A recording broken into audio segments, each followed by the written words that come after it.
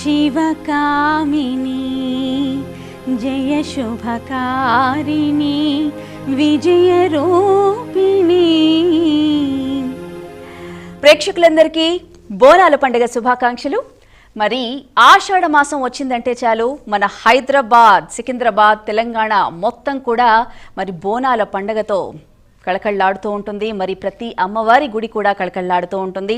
మరి ఆషాఢ మాసం వచ్చిందంటే ప్రతి ఇంటిల్లిపాది కూడా చక్కగా అందరూ ముస్తాబయ్యి బోనాల పండగ కోసం తయారైపోయి వాళ్ళ ఇంటిల్లిపాది కూడా సుఖ సంతోషాలతో ఉండాలని ఆ అమ్మవారిని వేడుకునే పండగే ఈ బోనాల పండగ. మరి అసలు బోనం ఎందుకు సమర్పించాలి? బోనాలంటే ఏమిటి? మరి బోనాల పండగలో మనం ఎలాంటి జాగ్రత్తలు తీసుకోవాలి? బోనాల పండగ విశిష్టత ఏమిటో ఈనాటి మన కార్యక్రమం అమ్మకి బోనం గానం కార్యక్రమంలో మరి మనతో మాట్లాడడానికి ప్రముఖ ఆధ్యాత్మికవేత్త దివ్యారమణ్ గారు మనతో పాటు ఉన్నారు. అలాగే సింగర్స్, అలాగే ఆర్కెస్ట్రా టీం మనతో ఉన్నారు. మరి బోనాలంటేనే హైదరాబాద్, తెలంగాణ, సికింద్రాబాద్, ఉజ్జయిని మహంకాళి బోనాలు, అలాగే లాల్ దర్వాజా, గోల్కొండ, అలాగే బల్కంపేట ఎల్లమ్మ, ఈ 4 దేవాలయాల్లో అమ్మవారిని పూజించడం జరుగుతుంది. మరి కోలాహలంగా ఉంటుంది గుళ్ళో కూడా. మరి ఆ విశిష్టత ఏంటో అమ్మ మాటల్లోనే తెలుసుకుందాం. అమ్మ నమస్కారం.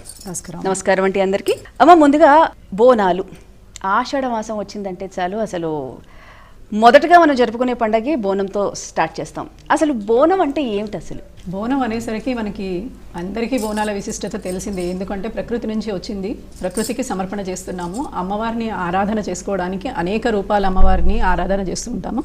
రకరకాల రూపాల్లో అమ్మవారిని ఆరాధన చేసుకుంటే ఏంటయ్యా మనకి లభ్యమయ్యేది, ఇంట్లో ఉంటే ఒక అమ్మనే పిలుస్తాం కదా అని మనం అనిపించవచ్చు. కానీ మనం ఎప్పుడు కానీ అమ్మవారిని ఆరాధన చేసుకున్నప్పుడు అమ్మవారిని మనము కొన్ని కోరికలు కోరుకుంటూ ఉంటాము. ఇప్పుడు మనకి ఈ మాసం వచ్చేసరికి తొలకరి వానలు పడుతూ ఉంటుంది. తొలకరి వానలు బాగా పడితే కనుక మనకి వ్యవసాయ ఆధారిత దేశం కాబట్టి ఈ వ్యవసాయ ఆధారిత దేశంలో మనకి ఎప్పుడు వానలు చాలా ముఖ్యమైనవి. కాబట్టి అమ్మవారిని ఆరాధిస్తే మంచి వానలు పడతాయని, వానల వల్ల మనకి అనేక రకాలైన రోగాలు కూడా వస్తాయి, అంటువ్యాధులు కూడా వస్తూ ఉంటాయి.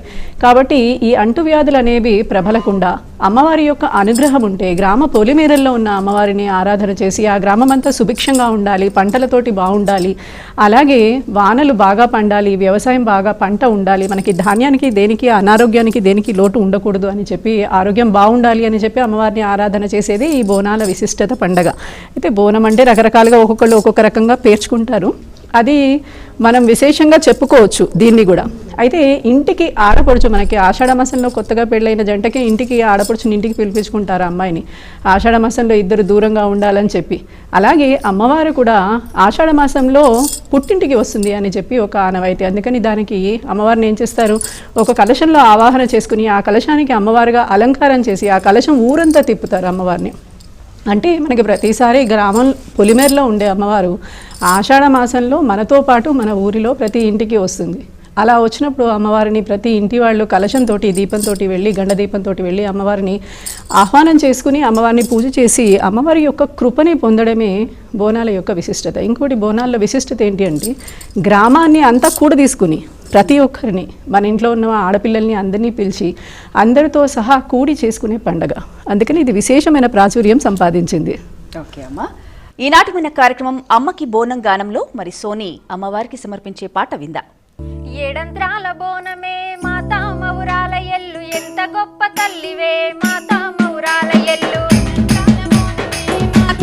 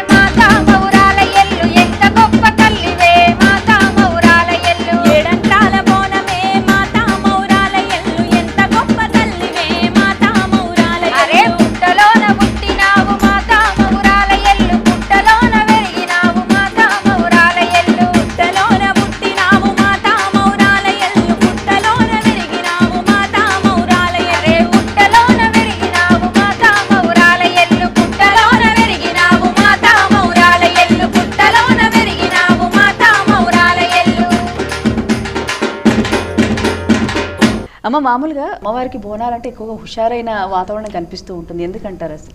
అమ్మవారు ఉగ్రస్వరూపిణి మనకు తెలిసిందే. అయితే పోతరాజుని తీసుకుంటే కనుక అమ్మవారి యొక్క సోదరుడి కింద మనం చెప్తూ ఉంటాము.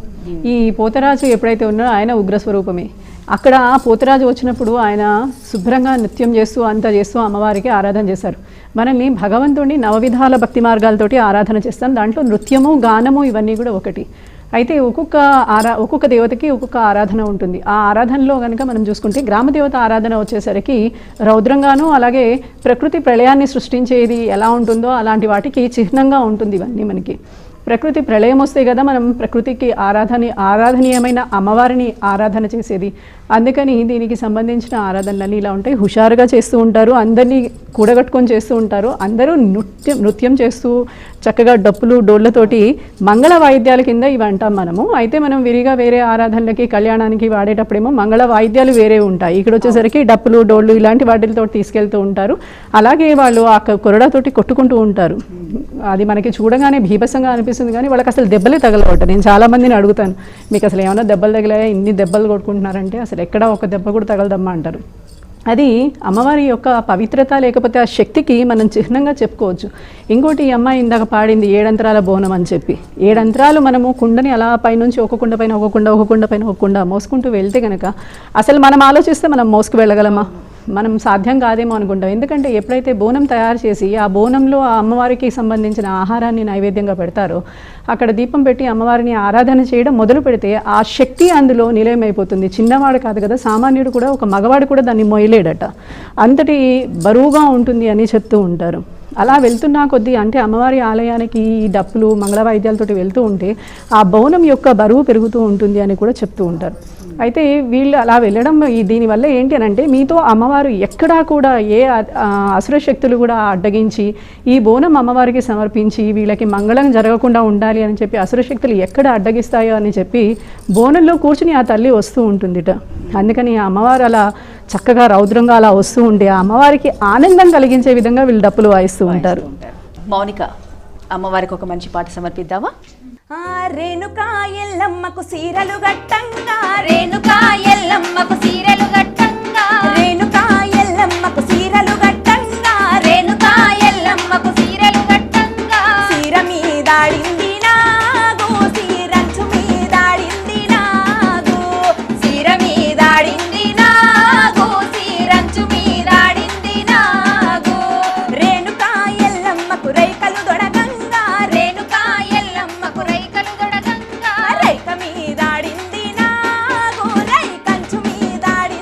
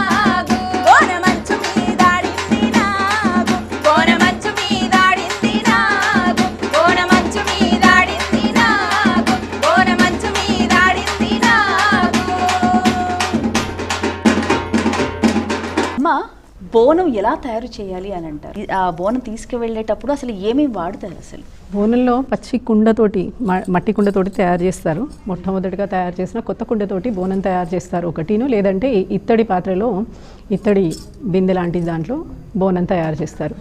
అయితే దీన్ని మట్టి కుండలో మొట్టమొదలుగా కొంతమంది ఏమో పసుపు బియ్యంతో బోనం అంటారు, కొంతమంది బెల్లం బియ్యంతో బోనం అని, ఇట్లా 2 రకాలుగా. ఒక్కొక్క ప్రాంతాల్లో కొన్ని ప్రాంతాల్లో వాళ్ళు అసలు బెల్లంతో బోనం పెట్టరు, కొన్ని ప్రాంతాల వాళ్ళు బెల్లంతో మాత్రమే బోనం పెడతారు. బెల్లము బియ్యము పసుపు వేసి బోనం పెడతారు.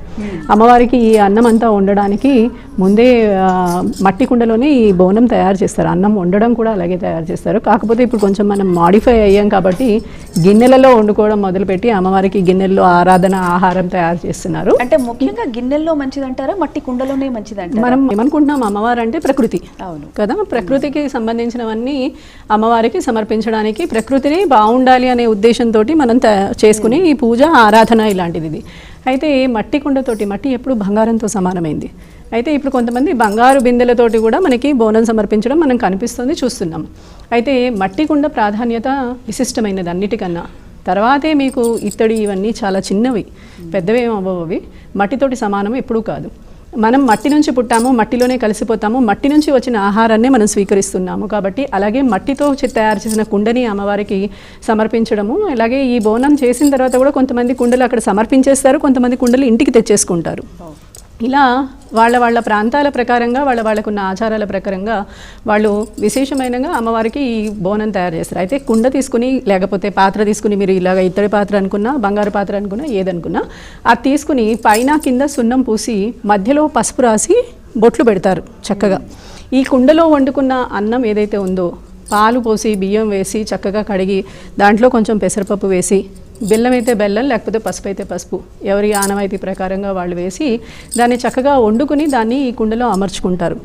ఈ కుండలో అమర్చుకున్న తర్వాత దానికి చక్కగా కంకణం కడతారు. ఫస్టే కుండను తయారు చేసుకున్నప్పుడే కంకణం కడతారు. కంకణం కట్టి అమ్మవారిని ఆహ్వానం చేసుకుంటారు. ఆ కుండలోకి ఆహ్వానం చేసుకుని చక్కగా ఈ వండిన నైవేద్యాన్ని దాంట్లో పెట్టి, కొంతమంది శాకాహారం కూడా సమర్పిస్తారు. అంటే ఆకుకూరలతో తయారు చేసిన నివేదనను కూడా సమర్పిస్తారు.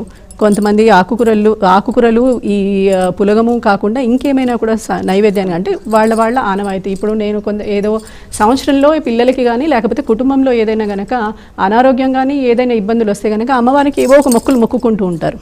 ఆ మొక్కుకున్నప్పుడు ఈ బోనాల పండుగ సందర్భంగా దాన్ని తీర్చుకునే ఆనవాయితీ కూడా ఉంటుంది.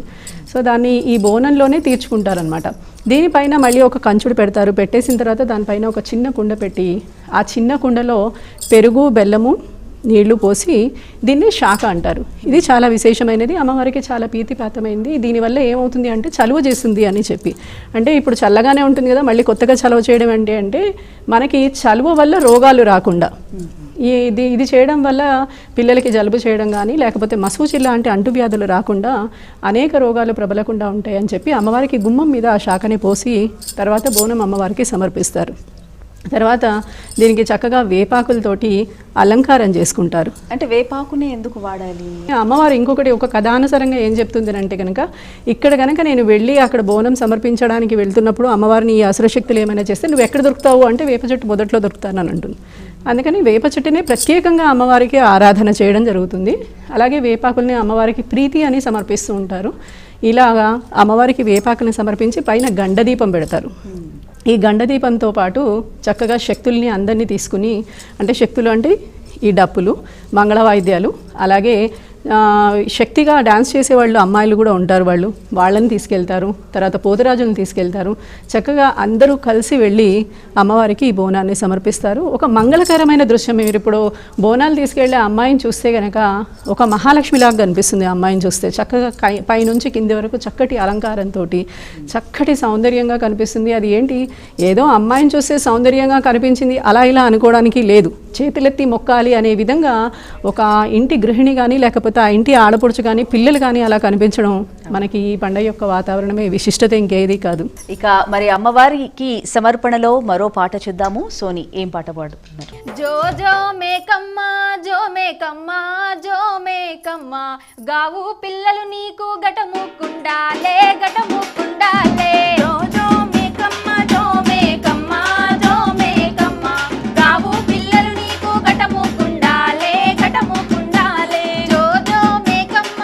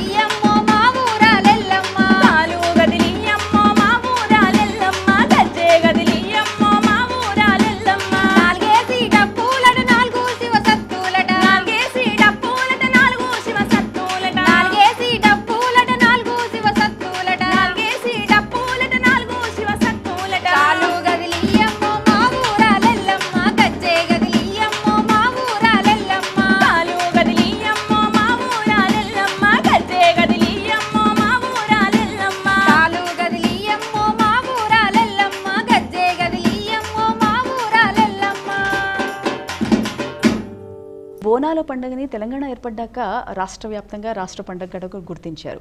అంటే ముఖ్యంగా ఈ పొలిమేరలలో ఉన్న అమ్మవార్లకి పూజించడం వెనుక అంతరార్థం ఏమిటంటారు అసలు? కాకతీయుల కాలం నుంచి ఇది మనకి విస్తృతంగా ప్రచారంలోకి వచ్చింది. కాకతీయులు అమ్మవారికి ఏం చేసేవాళ్ళు అంటే బోనాన్ని అంటే అన్నాన్ని వండేసేసి అమ్మవారి ముందు గుట్టగా పోసి దాన్ని తర్వాత వాళ్ళ కింద ఉండే సేవకులకి అన్నాన్ని పంచిపెట్టేవాళ్ళట. దానివల్ల వాళ్ళకి ఏ విధమైన రోగాలు రాకుండా ధాన్యముతోటి పాడి పంటలతోటి సుభిక్షంగా ఉండేదట. అందుకని వాళ్ళు అలా చేస్తూ ఉండేవాళ్ళు. తర్వాత మనకి నవాబ్ పాలన వచ్చింది. నవాబ్ పాలన వచ్చిన తర్వాత నవాబులు కూడా ఎప్పుడు దీన్ని అడ్డంగించలేదని చెప్పుకుంటూ ఉంటారు. కానీ వాళ్ళు దాన్ని కొనసాగించకపోవడం వల్ల మూసీకి నది ప్రవాహం పొంగిపోయి మూసి అంతా మనకి ఈ హైదరాబాద్ని అంతా ముంచేయడానికి ముందుకు వచ్చేసరికి అప్పుడు ఈయన లాల్ దర్వాజాలో వెళ్ళి మహంకాళికి నైవేద్యం సమర్పించారంట. ఏ నైవేద్యం అని అంటే గనక బంగారు చాటలో పసుపు కుంకుమ వస్త్రాలు తీసుకెళ్ళి అక్కడ అమ్మవారికి విశేషంగా ఆరాధన చేసి దాన్ని తీసుకొచ్చి మూసికి సమర్పించగానే అంతటి పొంగుతున్న ప్రవాహం కూడా చక్కగా మళ్ళీ నార్మల్గా అయిపోయి మామూలుగా ప్రశాంతంగా ప్రవాహం వెళ్ళడం వల్ల మళ్ళీ ఆయన కూడా ఈ నవాబు కూడా దీన్ని ఆపకుండా కొనసాగించాడు అని చెప్పి మనకి చెప్తున్నారు. ఇది కాకుండా మనకి మసూచి ఇలా రకరకాల రోగాలు విశేషంగా ప్రబలడం వల్ల ఎప్పుడైతే అమ్మవారికి మేము బోనం సమర్పిస్తామని ప్రజలు మొక్కుకున్నారో అప్పుడు వీళ్ళకి పిల్లలకి రోగాలు తగ్గిపోవడం, అమ్మవారు తగ్గిపోవడం ఇలాంటివన్నీ తగ్గిపోవడం వల్ల వాళ్ళకి మంచి జరుగుతోంది అని తెలుసుకుని పొలిమేరలో ఉన్న గ్రామదేవత కనుక ఎప్పుడైతే ఉగ్రరూపం ధరిస్తుందో అప్పుడు ఊర్లో ఉన్న వాళ్ళందరికీ అనేక రకాలైన రోగాలు వస్తాయి అని చెప్పి ఒక నమ్మకంగా ఏర్పడిపోయింది. ఎప్పుడైతే అమ్మవారికి సమర్పించారో అమ్మవారి యొక్క విశేష శక్తి కూడా అందరూ దాన్ని తెలుసుకున్నారు. కాబట్టి అమ్మవారికి ఎప్పటికప్పుడు ఆరాధనలు చేస్తున్నారు. ఇలా 200 సంవత్సరాల పైనుంచే చేసేవాళ్ళు ఉన్నారు. ఇంకా కొంతమంది అయితే గోల్కొండలో చేసేవాళ్ళు అయితే తరతరాల నుంచి వాళ్ళు చేస్తున్నారు. ఇప్పటికీ 4వ తరం వాళ్ళు చేస్తున్నారు అని అంటున్నారు. 200 సంవత్సరాలు అంటే దాదాపు 5-6 తరాల వాళ్ళు అయ్యి ఉంటారు. ఇలా వాళ్ళు తరతరాలుగా సమర్పించడానికి కారణం ఏంటంటే ఈ అమ్మవారిని తన ఇంటి యొక్క ఇప్పుడు మా ఇంట్లో మా అమ్మాయి ఉంది, మా అమ్మాయికి పెళ్లి చేసి పంపించాను. కానీ మా అమ్మాయికి పెళ్లి చేసి పంపించిన నేను అమ్మాయి ఆలనా పాలన ఏదన్నా ఇబ్బందులు వస్తే అబ్బాయి బాగా చూసుకోకపోతే పట్టుకుని వాయించడమో లేకపోతే అమ్మాయిని బాగా చూసుకోవడమో లేకపోతే సంవత్సరానికి ఒకసారి ఇంటికి తీసుకొచ్చి అమ్మవారికి పసుపు కుంకుమ బట్టలు ఎలా పెడతామో అలాగా సంవత్సరానికి ఒక్కసారి ఆషాఢ మాసంలో అమ్మవారికి ఇంటికి పిలుచుకుని చక్కగా అమ్మవారి యొక్క ఆరాధన చేసి అమ్మవారికి పసుపు కుంకాలు అలాగే అమ్మవారికి కావలసిన చిత్రాన్న ప్రియురాలు అమ్మవారి ఏంటి చిత్రాన్నం అంటే ప్రీతి ఆమెకి. అందుకని అమ్మవారికి విచిత్రమైన అన్నాలతోటి రకరకాల నైవేద్యాలని సమర్పిస్తాం మనం. ఇదే కాదు శ్రావణ మాసంలో చూసుకున్నా, దుర్గా నవరాత్రిలో చూసుకున్నా అమ్మవారికి రకరకాల అన్నంతో సంబంధించిన నైవేద్యాలని తయారు చేసి చూపిస్తాం. ఇక్కడ నుంచి ఈ అన్నంతో నైవేద్యం అనేది మొదలవుతుంది అని కూడా మనం చెప్పుకోవచ్చు విశేషంగా. ఇక అమ్మవారికి సమర్పించే పాటల్లో మరొక పాట చూద్దాము. మరి మౌనిక అమ్మరావే మా తల్లి ఎల్లమ్మ దేవి రావే మా ఊరాల ఎల్లమ్మ అమ్మరావే మా తల్లి ఎల్లమ్మ దేవి రావే మా ఊరాలెల్లమ్మ అమ్మరావే మా తల్లి ఎల్లమ్మ దేవి రావే మా ఊరాల ఎల్లమ్మ అమ్మరావే మా తల్లి ఎల్లమ్మ దేవి రావే మా ఊరాల ఎల్లమ్మ కళ్యాణ సంబురాలు కంటు నిండిపోతుంటే కానరావే మాయమ్మ మా తల్లి రేణుకమ్మ అమ్మరావే మా తల్లి ఎల్లమ్మ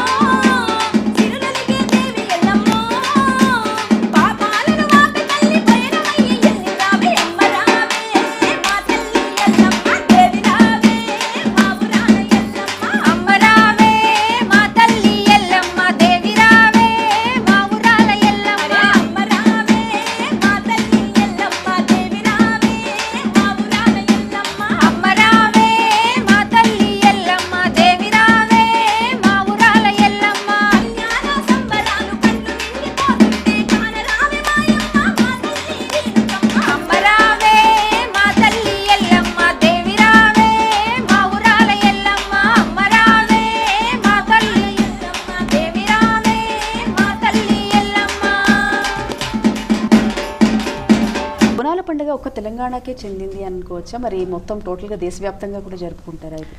దేశవ్యాప్తంగా కూడా అమ్మవారి యొక్క ఆరాధనలు జరుగుతూ ఉంటాయి. మీరు ఆంధ్ర ప్రాంతానికి వెళ్తే కనుక అక్కడ అమ్మవారికి ఇక్కడ మనం బోనం పెడతాము. అక్కడ వచ్చేసరికి అమ్మవారికి పొంగలి నైవేదన పెడతారు. అయితే అక్కడ పొంగలి విశిష్టంగా వేరేగా తయారు చేస్తారు. ఇక్కడ వచ్చేసరికి మనము పసుపు, పెసరపప్పు, బియ్యము, బెల్లము ఇలాంటి వాటితో తయారు చేస్తారు. అక్కడ వచ్చేసరికి అమ్మవారికి ఏం చేస్తారంటే నల్ల మిరియాలతో తయారు చేస్తారు.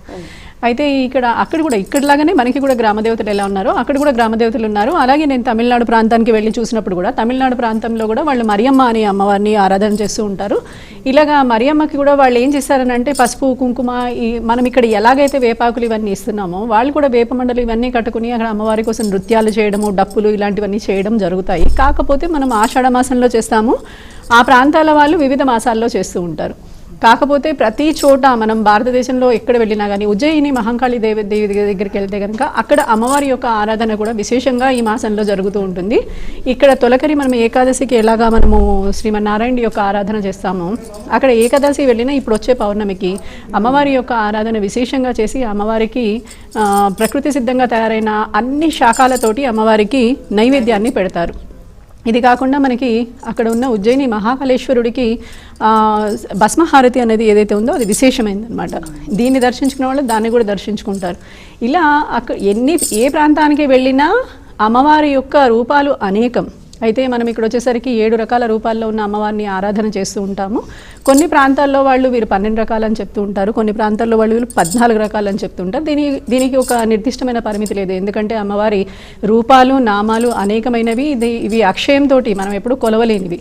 ప్రతి నామము అమ్మవారికి సంబంధించింది. ప్రకృతిలో ప్రతి సిద్ధమైనది అంటే ప్రకృతి సిద్ధంగా వచ్చే ప్రతి వస్తువు అమ్మవారికి సంబంధించింది అని మనం నమ్మి ఆరాధన చేసేది. చెట్టుకి, పుట్టకి, అలాగే ఆకులకి, మనుషులకి తోటి సంబంధంగా ఉన్న ప్రతి దాన్ని ఆరాధన చేస్తూ ఉంటాం మనము. అయితే ఇప్పుడు ఈ బోనాలకి సందర్భంగా అమ్మవారికి ఆరాధన చేస్తే ఒక్క మనుషులకే బాగుంటుంది అని చాలామంది అనుకుంటూ ఉంటారు. అలా కాదు, మనుషులకే కాదు సమస్త జీవరాశులకి చాలా బాగుంటుంది. మనం చేసే ఈ ఆరాధన ఏదైతే ఉంటుందో ప్రతి జీవికి, ఇప్పుడు నీళ్ళు అనేది మనం ఒక్కళ్ళమే తాగం, ప్రతి జీవి తాగుతుంది. అలా చక్కటి వాన పడింది అనుకోండి, అడవిలో ఉన్న మృగాలకు కూడా మనకి నీళ్లు మనం ఇచ్చిన ఫలితం వస్తుంది. ఇలాంటి మన పుణ్యాన్ని, అందుకనే మనం ఏంటంటే మనం చేసే ప్రతి పూజ యొక్క పుణ్యాన్ని లెక్కగట్టడం ఎవరికీ సాధ్యం కాదంటారు. మీరు చేసే ఆరాధనలో నాకే అనేది మర్చిపోయి ప్రకృతి సిద్ధంగా ఉన్నదాన్ని ప్రకృతికి సమర్పణ చేస్తూ, ఈ ప్రకృతి ఎప్పుడైతే ప్రళయం వస్తుందో ఈ మొత్తం సృష్టి అంతా ప్రకృతి ప్రళయంలో పోవాల్సింది. ప్రకృతి ప్రళయం వికృత రూపం చూపించకుండా ఉండాలంటే ప్రకృతిని ఆరాధన చేస్తే కనుక, ప్రకృతితో మమేకమైతే, ప్రకృతిని మనం కాపాడుతూ ఉంటే ఇలాంటి కరోనా లాంటి వ్యాధులు రావు. ఇవాళ రోజున మనం కరోనా అనే రకమైన ఒక వ్యాధితోటి ఎందుకు బాధపడుతున్నామో, ఒకప్పుడు మనకి ఇవన్నీ ప్రకృతి సిద్ధమైన వాటితోటి కాళ్ళకి పసుపు రాసుకోవడం, ఒంటి నిండా పసుపు రాసుకుని స్నానం చేయడం, లేకపోతే నదీ స్నానాలు చేయడం. నదీ స్నానాలకు వెళ్తే సబ్బులు వాడకపోవడం. ఇవాళ నదీ స్నానానికి వెళ్తే అందరూ సబ్బులు వాడడం. పసుపుతోటి, నలుగుపిండితోటి స్నానం చేయడం. ఇప్పుడు పసుపుతోటి, నలుగుపిండితోటి ఏదైనా పుట్టినరోజు నాడు స్నానం చేయమంటే అబ్బా దాంతో స్నానం చేయమంటారా? ఒక షాంపూ అయితే కొంచెం సిల్కీగా హెయిర్ ఉంటుంది, లేకపోతే మన స్కిన్ బాగా కనిపిస్తుంది, పచ్చగా కనిపిస్తామేమో, బాగుండదేమో, ఇలాంటివన్నీ అనుకునే స్థితిలోకి వచ్చేస్తాం మనం. అంటే మనం మాడిఫై అవుతున్నామని అనుకుంటున్నాం, కానీ మన శరీరం మాడిఫై అవ్వలేదు. ఇన్బిల్ట్ ఏదైతే ఉందో అదంతా ప్రకృతి సిద్ధంగానే ఉంది, ప్రకృతికే సమర్పణ చేయబడుతుంది. కాబట్టి మనం ప్రకృతికి సంబంధించినవన్నీ మీరు ఎట్టి పరిస్థితుల్లో మీరు వాడి తీరాలరా అని చూపించేదే బోనాల పండగ అని మనం ఇలాగా ఇది ఔషధ గుణాలతో కూడింది. ఈ ఔషధ గుణాలన్నీ మీరు ప్రతిరోజు వాడితే మీకు కరోనా కాదు, ఏ విధమైన రోగం రాదు. కరోనాలో చాలామంది రకరకాల మందులు వాడుతున్నారు. బ్లాక్ ఫంగస్ అని, వైట్ ఫంగస్ అని, గ్రీన్ ఫంగస్ అని రకరకాల ఫంగస్లు వస్తున్నాయి. దీనికన్నా మెంతిపిండి, ఇంట్లో ఉన్న మెంతిపిండిని వాడండి, లేకపోతే వేప చెట్టుకి సంబంధించినవి ఏమైనా వాడండి, మీకు అసలు కరోనా రాదంటున్నారు. సహజ సిద్ధమైన అన్ని మూలికలు ఇప్పుడు మనం వాడుతున్నాం ఈ కరోనా వచ్చిన తర్వాత. ముఖ్యంగా అది మనకి కరోనా లెసన్ నేర్పించింది అనుకోవచ్చు.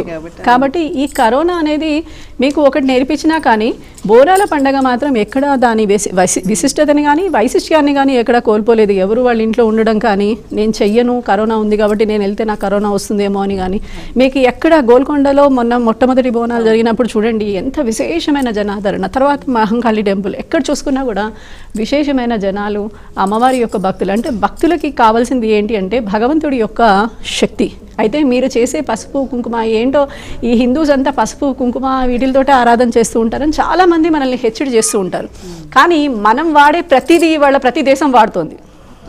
ప్రతి దేశం మనం వాడేవే ఇది రైట్ అని చెప్పి వాడుతున్నారు. ఇవల్ల కరోనాలో ఒక గ్రీన్ టీ తాగితే చాలా మంచిది. ఎక్కడి నుంచి వచ్చింది? ఇవన్నీ మన నుంచి వచ్చినాయి. ఇలాంటి సంస్కృతి సాంప్రదాయాల్ని నేర్పించేవే మన పండగలు. మనకి పండగ అనే రూపంలో అయ్యా నువ్వు ఇది పాటించరా అంటే ఎవడైనా వింటాడా? వినడు. కాబట్టి ఏం చేశారని అంటే ఒక అమ్మవారికి సమర్పణ, భగవంతుడికి సమర్పణ, నీకు ఇష్టమైన దేవతకి ఏదైనా సమర్పణ చేస్తున్నావు అంటే నువ్వు నిక్కచ్చిగా చేస్తావు అనే ఉద్దేశంతో మనకి అన్ని ఏర్పాటు చేసి దీన్ని ఇలా తీసుకెళ్ళండి. అంతసేపు మీరు పసుపు కుంకుమ చేతులకి పెట్టుకుని ఒళ్ళంతా పెట్టుకుని ఆ వేపాకులు మండల మధ్యలో వెళ్తుంటే ఆ వాసన మీరు పీలుస్తూ ఉంటే మీలో ఏమైనా దోషాలు ఉంటాయా? ఇంకా రోగం అనేది ఉంటుందా?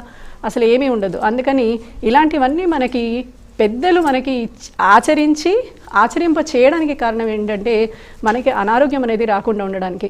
మీరు కరోనా అనే విషయం ఆలోచించకుండా ఇవన్నీ మర్చిపోకుండా మీ జీవితంలో మీరు పాటించగలిగితే మనం ఇలాంటి విషసూచకమైన ఎన్ని వ్యాధులు వచ్చినా మనం నిలబడగలుగుతాము, అసలు రాకుండా కూడా కాపాడుకోగలుగుతాం. ఆలోచించి చూడండి ఒకసారి ఇదంతా. మరొక పాట అమ్మవారికి సమర్పిద్దాము.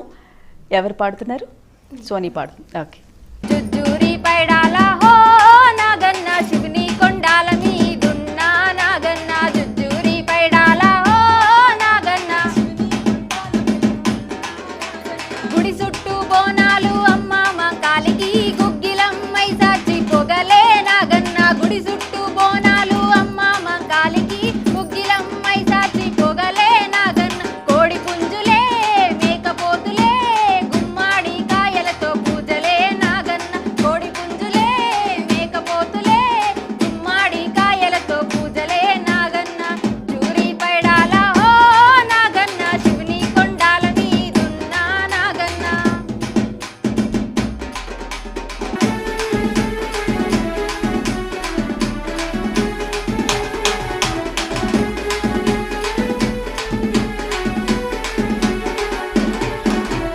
ఏడాదికొక్కసారి నాగన్న ఆషాఢ మాసాన నాగన్న ఏడాదికొకసారి నాగన్న ఆషాఢ మాసాన నాగన్న వారావారము నాడు నాగన్న ఐతారము నాడు నాగన్న వారావారము నాడు నాగన్న ఐతారము నాడు నాగన్న పట్టు చీరలే పసుపు కుంకుమే పంచామృతం తోటి అభిషేకం నాగన్న పట్టు చీరలే పసుపు కుంకుమే పంచామృతం తోటి అభిషేకం నాగన్న జూరి పైడాల హో నాగన్న శివుని కొండాల మీదున్నా నాగన్న జూరి పైడాల హో నాగన్న శివుని కొండాల మీదున్నా నాగన్న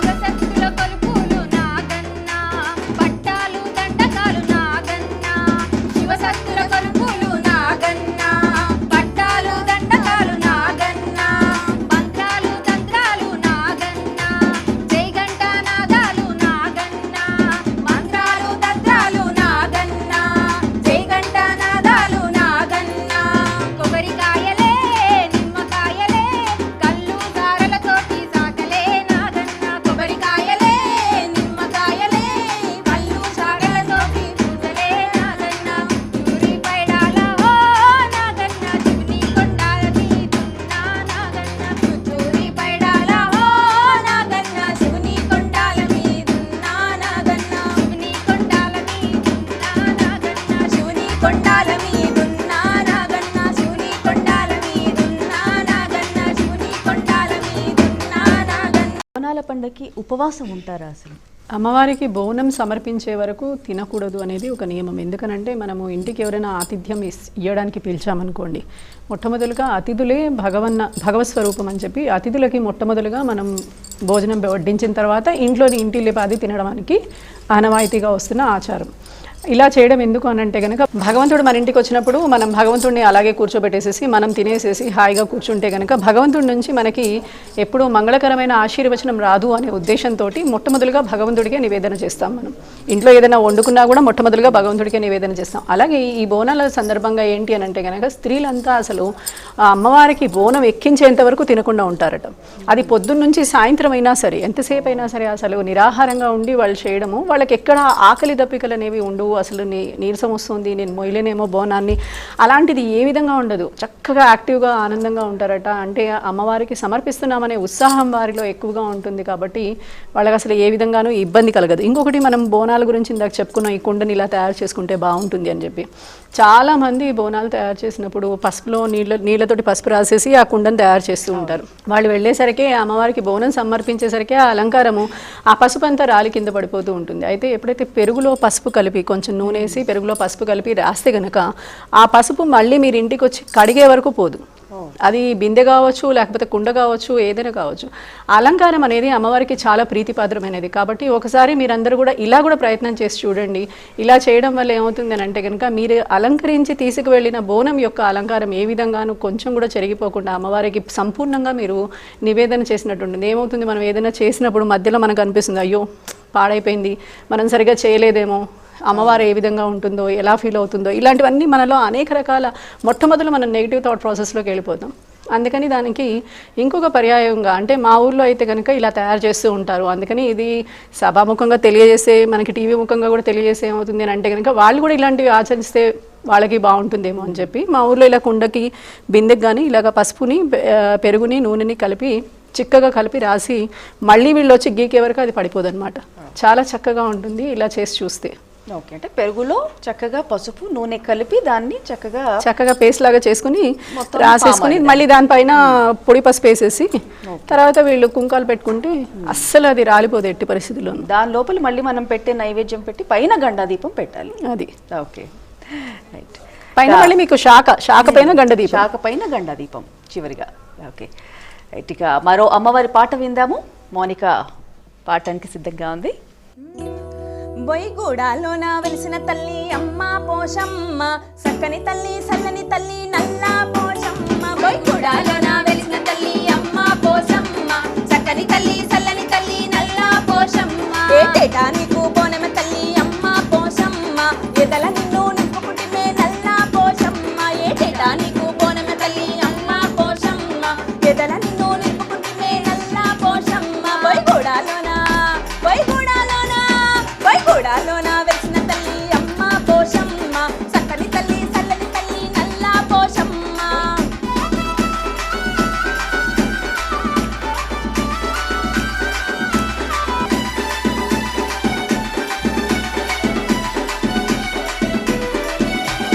గల్లు గల్లు గజ్జల సప్పుడు, డమా డమా డప్పుల మొతలు.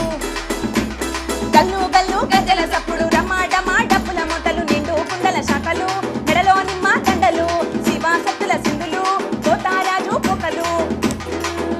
బొయ్యగూడలోన వెలిసిన తల్లి అమ్మ పోషమ్మ, సక్కని తల్లి సల్లని తల్లి నల్ల పోషమ్మ.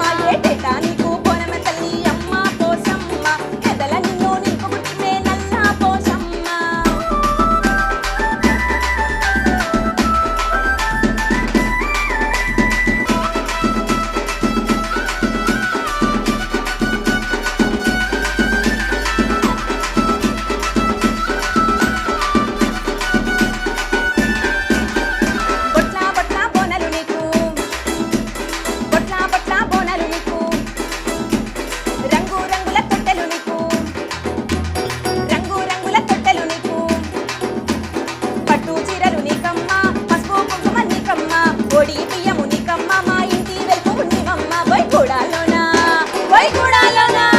బొయ్యగూడలోన వెలిసిన తల్లి అమ్మ పోషమ్మ, సక్కని తల్లి సల్లని తల్లి నల్ల పోషమ్మ.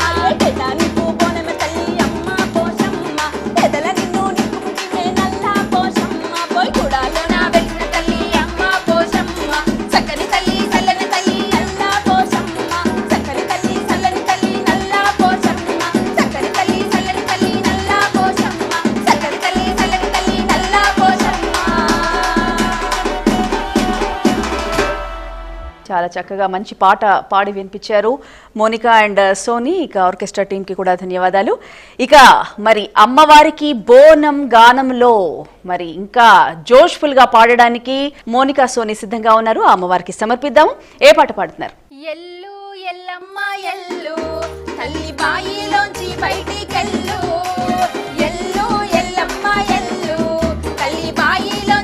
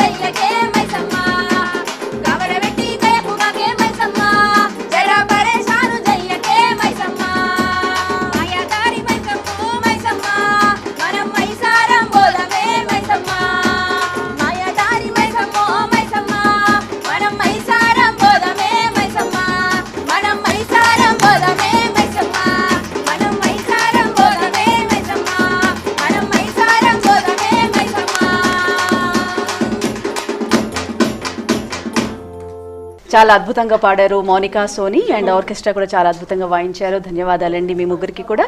ఇక చివరిగా అమ్మ, మనకు బోనాలు గోల్కొండతో మొదలై చివరికి లాల్ దర్వాజాతో ముగుస్తుంది. గోల్కొండతోటి మళ్ళీ అంతం కూడా గోల్కొండలో మొదలు పెట్టిన తర్వాత మనకి తర్వాత లాల్ దర్వాజా, తర్వాత అలాగా నెమ్మదిగా అన్ని చోట్ల మనకి హైదరాబాద్ అంతా వ్యాపిస్తుంది. రాష్ట్రం అంతా విడివిడిగా వాళ్ళు చేసుకుంటూనే ఉంటారు, కానీ మొట్టమొదటిగా గోల్కొండలోనే మొదలవుతుంది. అయితే మనకి బల్కంపేట ఎల్లమ్మ వచ్చేసరికి మిగతా అన్ని చోట్ల ఆదివారాలు జరిగితే బల్కంపేట ఎల్లమ్మ దగ్గరకు వచ్చేసరికి మంగళవారాలు అమ్మవారికి బోనం ఎక్కిస్తారు, అలాగే బోనాల పండుగ చేస్తారు. ఇంకోటి మంగళవారం మొట్టమొదటి మంగళవారం అమ్మవారికి కళ్యాణంతో మొదలుపెట్టి ఈ బోనాల జాతర అనేది ఉత్సవంగా ఊరేగిస్తూ జరుగుతూ ఉంటుంది. ఈ బోనాల్లో మీరు ప్రత్యేకంగా చూడాల్సింది, తెలుసుకోవాల్సింది ఏంటి అని అంటే కనుక చాలా మంది ఏం చెప్తూ ఉంటారు, ఆ పోతరాజు చేతిలో ఉన్న కొరడాతోటి ఒక్క దెబ్బైనా తింటే వాళ్ళకి రోగం రాదు అని అంటుంటారు. కానీ అమ్మవారిని దర్శనం చేసుకుంటే చాలు మీకున్న సమస్త రోగాలన్నీ పోతాయి. ఎప్పుడైతే అమ్మవారి యొక్క అనుగ్రహం లభించిందో మనకి సర్వం లభించినట్టే. మనకి ఇందులో మనకి కొన్ని ప్రాంతాల వారీగా కొన్ని విధాలుగా జరిగినా కానీ దీంట్లో కొన్ని 7 రకాల రంగాలు కనిపిస్తూ ఉంటాయి మనకి. ఒకటి అమ్మవారికి కలశంతో అమ్మవారిని ఊర్లో అంతా ఆవాహన చేసుకోవడం, తర్వాత మళ్ళీ ఇంట్లో బోనం తయారు చేసుకోవడం, మళ్ళీ అమ్మవారిని పోతరాజులతోటి మంగళ వాయిద్యాలతోటి వీళ్ళందరినీ ఏకీకృతం చేసి బోనాలకి అమ్మవారికి సమర్పించడం. ఈ బోనం ఎత్తుకునే మహిళనే అమ్మవారిగా ప్రాధాన్యత ఇచ్చి ఆమె నడుస్తున్న దారిలో నీళ్లు పోసి అమ్మవారిగా తీసుకెళ్తూ ఉంటారు ఆమెని. ఇది కాకుండా మళ్ళీ తర్వాత ఏం చేస్తారు, మనకి ఈ పోతరాజుల వీరంగము, తర్వాత శివశక్తుల యొక్క నాట్యము, ఇది కాకుండా తర్వాత మళ్ళీ ఎవరైతే కన్య ఉంటుందో అంటే కన్యగా ఉండిపోతుంది, ఎవరైతే ఈ రంగం చెప్తూ ఉంటారో వాళ్ళు కన్యగా ఉండిపోతారు.